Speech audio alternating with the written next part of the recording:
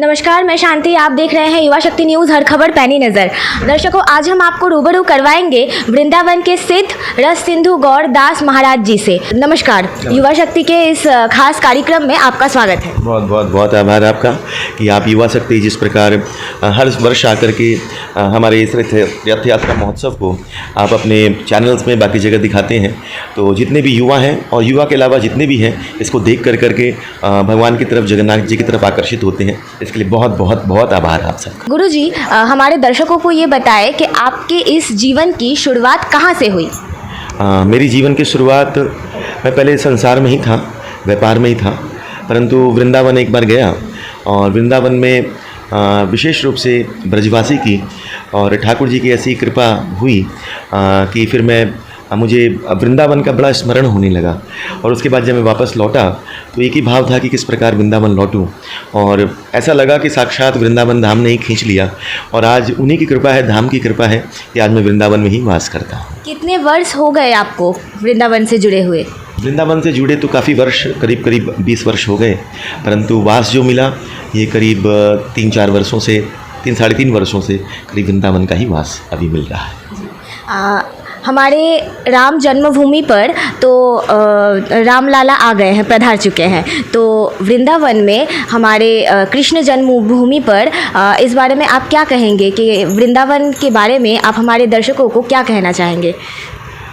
वृंदावन जो है ये विशेष रूप से प्रेम की नगरी है, और जहाँ पर में हमारे जितने भी आचार्य हुए, जितने भी संत हुए, और उन्होंने आकर के विशेष रूप से वृंदावन को उजागर किया, वृंदावन के एक स्थान को उजागर किया। परंतु बाद में यवनों का जब आक्रमण हुआ, क्योंकि दिल्ली और आगरा के मध्य में वृंदावन है, और वृंदावन को जब देखते थे तो उस दृष्टि से देखते थे कि जहाँ पर में ठाकुर जी की इस प्रकार सेवा होती देख करके उनको थोड़ी सी ईर्ष्या या भाव जागृत होता था। तो उन्होंने अपने बहुत रूप से अलग अलग षड्यंत्र या कुछ भी कहें हम, उस माध्यम से मस्जिदों का और बाकी चीज़ों का निर्माण करवाया।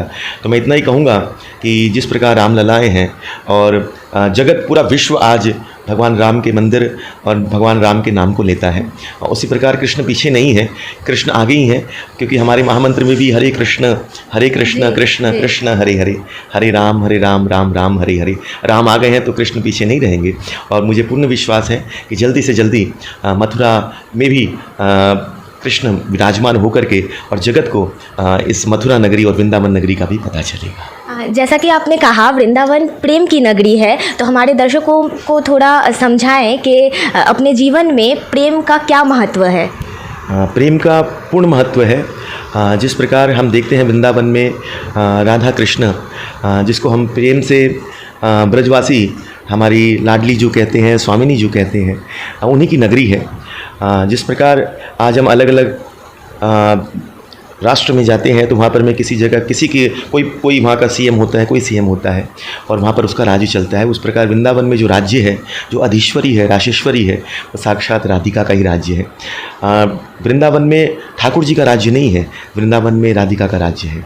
और विशेष रूप से किसी घर में अगर आप प्रवेश करते हो तो अगर हमारी पहचान केवल उनके पुरुष वर्ग से है तो घर के डाइनिंग रूम तक जगह मिलती है, परंतु अगर वहाँ की अर्धांगिनी या वहाँ की स्त्री से भी परिचय हो जाए तो बेडरूम तक जगह मिल जाती है।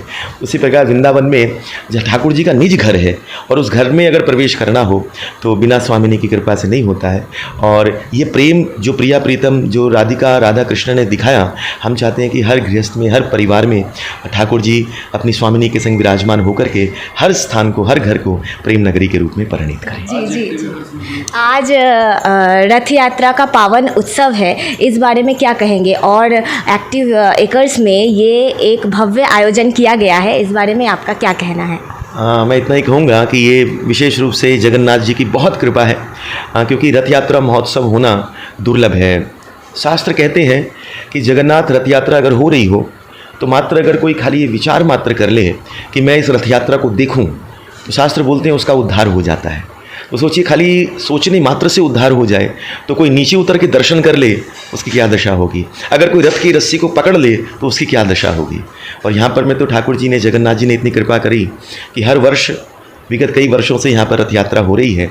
और ठाकुर जी का ये जो स्वरूप है, जगन्नाथ स्वरूप है, मैं खाली इतना ही कहना चाहता हूँ कि हम मंदिरों में जाते हैं ठाकुर जी के दर्शन करने के लिए, परंतु ये इतने कृपालु हो गए कि अपने भक्तों को दर्शन देने के लिए और अपने भक्तों को दर्शन करने के लिए इस धरा पर रथ पर आरूढ़ होकर के सबको दर्शन देते हैं और दर्शन करते हैं।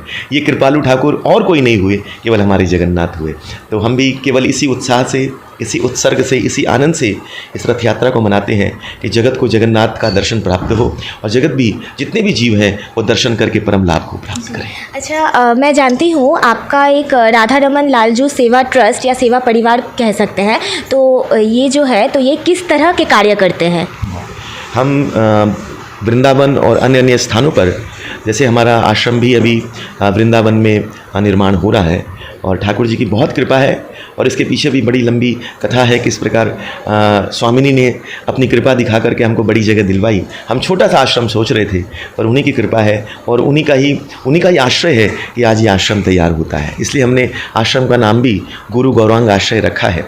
और विशेष रूप से ये जो परिवार है राधा रमन परिवार और राधा रमन लालजू सेवा ट्रस्ट, ये कई तरह की सेवाएं करता है। जैसे कई बच्चे हैं जो पढ़ नहीं पाते हैं और जिनके पास व्यवस्था नहीं है पर पढ़ने की इच्छा रहती है, तो उनको पढ़ाने की व्यवस्था।